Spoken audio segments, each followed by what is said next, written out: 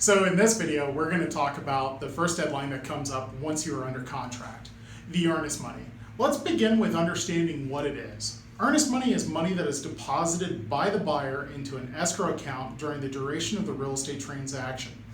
An escrow is generally a disinterested third party's account where the money is kept until specific terms of the contract are met. In the case of a real estate contract, once the buyer has completed the purchase of the home, generally speaking, the earnest money held in the account would be dispersed back to the buyer in the form of being applied to the amount of money they would need to bring to the closing table. Inversely, if the buyer defaulted on the contract and did not close on the home, the seller would get to keep the earnest money. Another name for earnest money is good faith money. The amount of earnest money and the length of the deadline to have it deposited into the escrow account are both negotiable.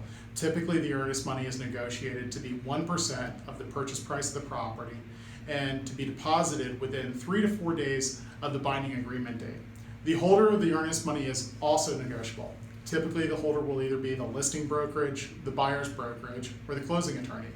In my experience, it's most commonly held by the closing attorney. In our next video, we're going to cover the due diligence period. Thanks.